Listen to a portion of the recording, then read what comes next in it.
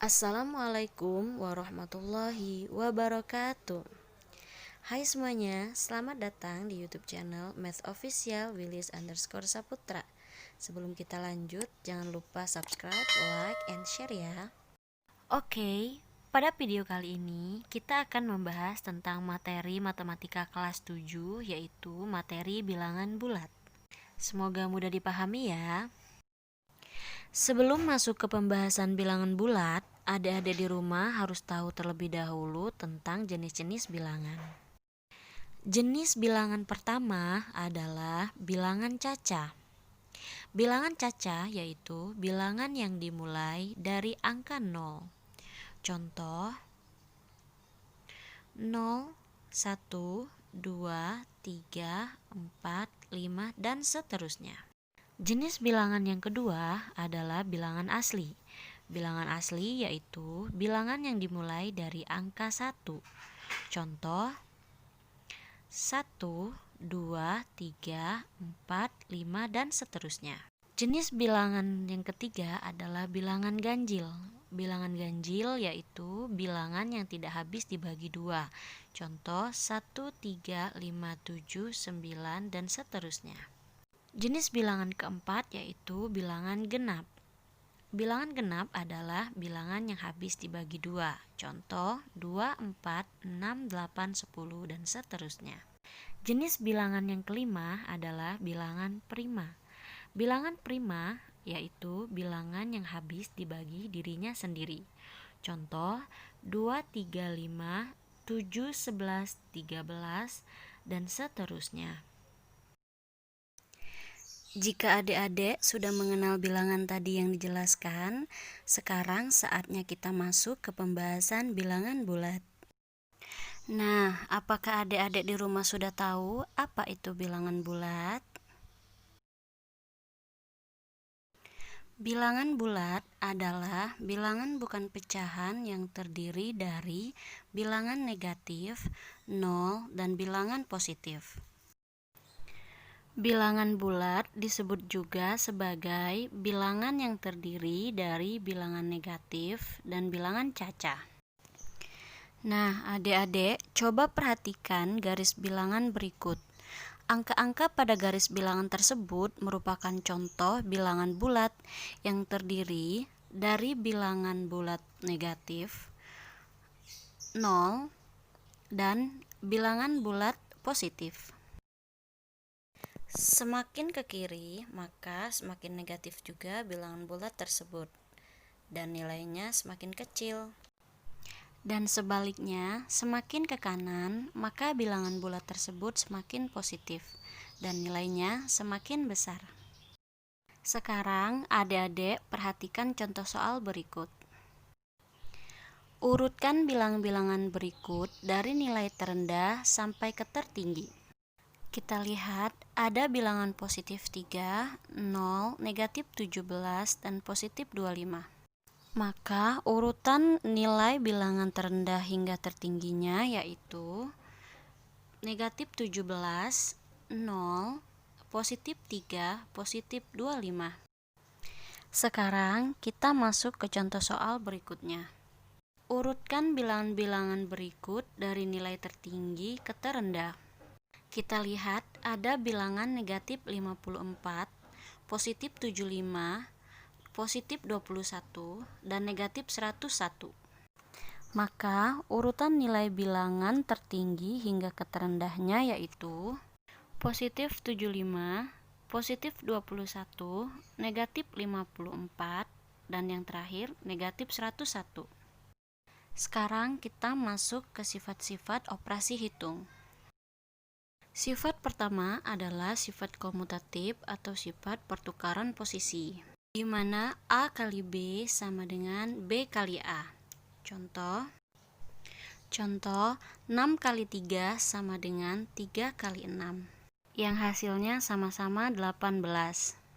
Selanjutnya adalah sifat asosiatif atau pengelompokan bilangan, di mana dalam kurung A tambah B ditambah C sama dengan A ditambah dalam kurung B tambah C. Contoh, dalam kurung 7 tambah 5 tambah 10 sama dengan 7 ditambah dalam kurung 5 tambah 10. Sehingga menjadi 12 tambah 10 sama dengan 7 tambah 15. Hasilnya menjadi sama-sama 22. Sifat operasi hitung yang ketiga adalah sifat distributif, di mana jika A kali dalam kurung B tambah C tutup kurung sama dengan AB ditambah BC. Contoh, 5 kali 7 tambah 9 sama dengan 5 kali 7 ditambah 5 kali 9. Menjadi 5 kali 16 sama dengan 35 ditambah 45. Maka hasilnya sama-sama 80.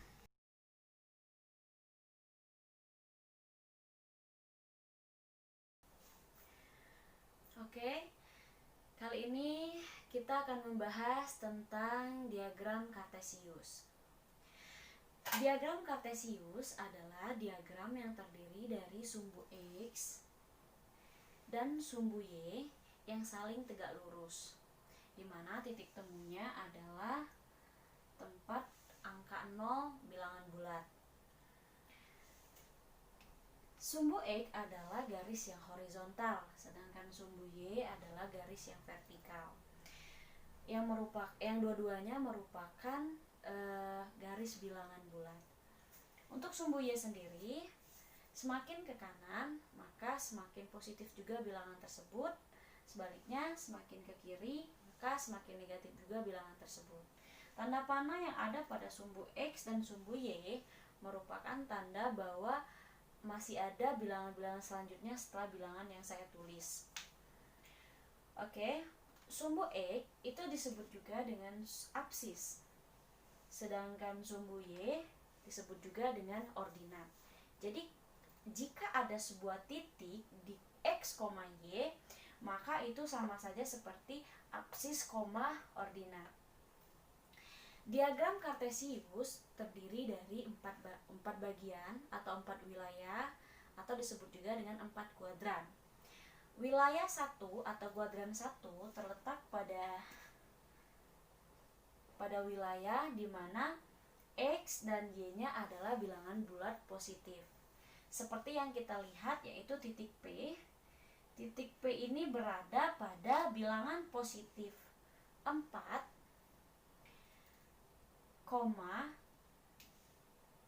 positif 4, positif 2.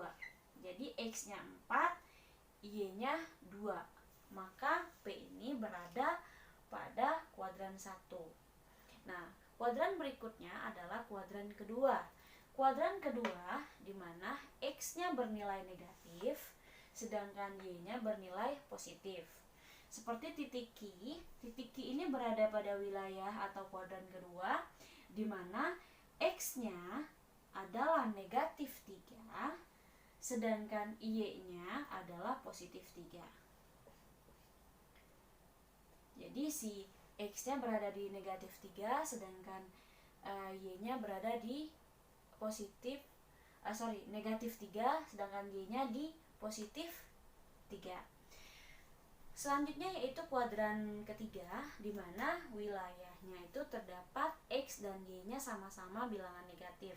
Seperti titik R, kita lihat di mana titik R ini terletak pada X-nya negatif 6, sedangkan Y-nya berada pada titik negatif 7.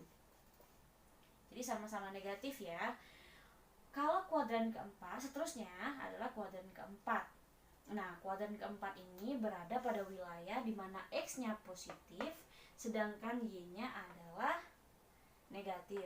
Seperti yang kita lihat, titik S ini berada pada X, Y, di mana X-nya adalah positif 6, Y-nya adalah negatif 5.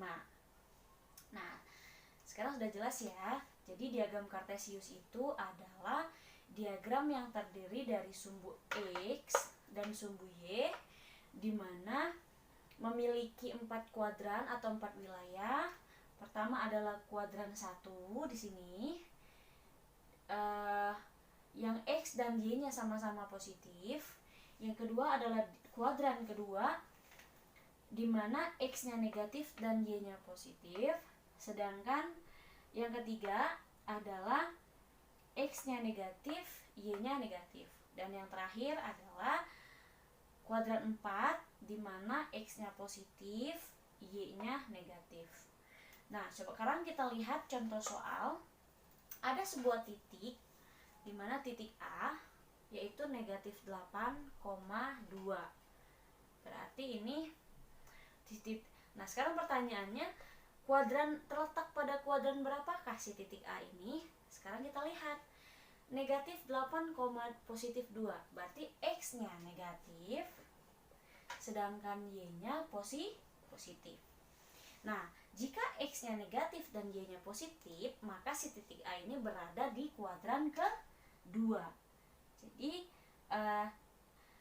negatif X dan positif Y. Nah, sekarang pertanyaan berikutnya, berapakah nilai absis pada titik A?